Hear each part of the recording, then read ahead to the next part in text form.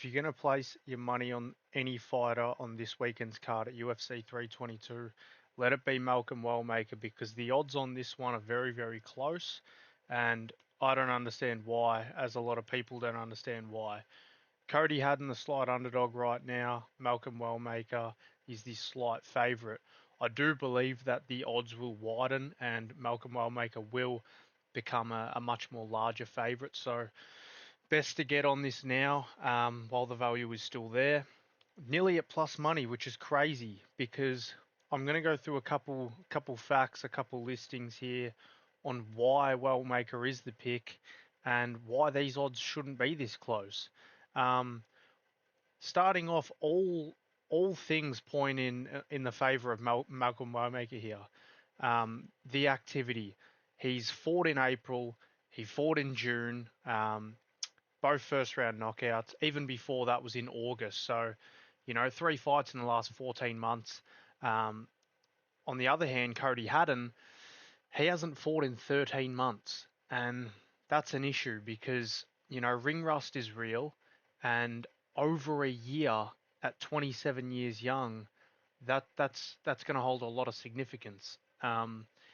Let's talk about his last fight. His last opponent was Dan Argueta, who he did defeat via unanimous decision, but it was a little bit of a war. He obviously got the better of all the exchanges, pretty much, or nearly all of them. Argueta took him down a couple of times. Cody hadn't defended around 20 takedown attempts. It was a bit of a scrap, and he did get hit, and he did get cut, and he did get hit clean. And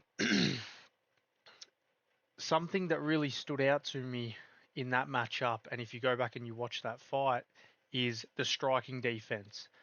Hands are very low, dips his head off to the left side, throws his shots from his waist, very heavy on that front leg, very heavy.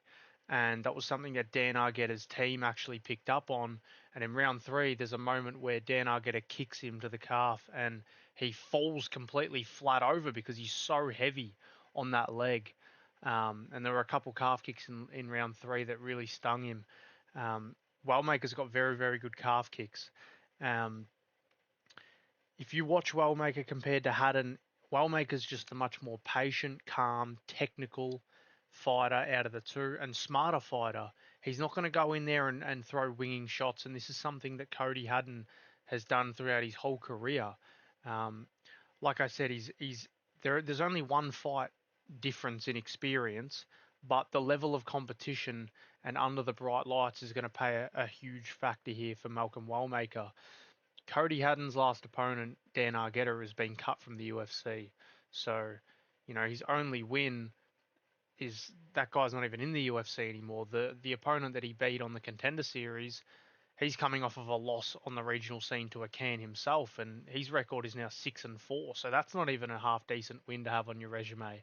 But on the other hand of Malcolm Wellmaker, the opponent that he knocked out in round one in the Contender Series, he's 15-3 now, and he's back on a win streak, a 2-fight win streak. He's actually looking like a guy who might come on to the next season of the Contender Series for a redo. But even the Cameron Simon fight, the Chris Moutinho fight, Moutinho was on a 5-fight win streak on the regional scene. Decent guy there. O'Malley couldn't finish him, finished him in round one. Cameron Simon's a good technical fighter. He's not a can. He's not a shitbag. And Wellmaker made quick work of Cameron Simon, and Simon's a guy who's defensively intelligent, who has a lot of, if you watch that fight, he's got a lot of lateral movement, his guard's high, his chin's tucked, and he does a lot of things right. But then you turn onto the Cody Haddon side, and everything's pretty much the opposite. Head's dipping off to that left side. Wellmaker's a guy who fights in switch stance, and he has a lot of KOs from the southpaw position, and especially a lot with that right hook. The right hook that knocked out Chris Moutinho, Cameron Simon, and Cody Haddon in the orthodox stance. He keeps dipping his head off to that left side. He can dip that head right into that right hook of Wellmaker, and I believe that's going to land in the first 7 minutes of the fight. I am predicting a Wellmaker first round knockout. I wouldn't be surprised if Haddon kind of starts out strong. Wellmaker's kind of feeling the pressure of Haddon going forward and throwing big shots at him. But I do think that as time goes on, he's going to be winging his punches, he's going to be overloading, and that experience and the experience under the bright lights and the stronger competition is going to play in a big factor for Malcolm here. Um, don't be surprised if Cody comes out there. Maybe he even wins round one. It looks like he's winning the first 2, 3, 4 minutes of round one, and then he just gets caught because he is very wild. He's not just trying to touch. Um, his guy's going to go forward and throw his chin up in the air and throw big winging hooks. Like I said, he loves to throw from his waist down. Um, and all signs just point in a Malcolm Wellmaker victory here. Cody Haddon's never fought under these type of lights before. He's never fought in front of a huge crowd like this. His contender series fight at the Apex, his only UFC fight at the Apex. So, there's a lot of things that aren't in Cody Haddon's favor here. The level of competition, the 13-month layoff. He's never fought on a pay-per-view and in front of a crowd like this before. And he's never fought an opponent like Malcolm Wellmaker. He's never fought an opponent like Malcolm. And the shots that Dan Arget is landing on him, the way Dan Arget is cutting him open and landing overhand rights on him, the way he dips his head off to that left side, I'm predicting a Malcolm Wellmaker KO somewhere between the 3 to 7 minute mark. I believe at the end of round one, he's going to land that right hook. But just to be wary, Cody Haddon's going to come out there and he doesn't just touch. He isn't a technical, laid back type of fighter. You're going to see Malcolm Wellmaker with his mouth closed, with his chin tucked, with an intelligent guard, with shifting out of positions and not just standing still and letting Cody tee off on him. Cody's going to go forward and he's going to try and land those big shots early.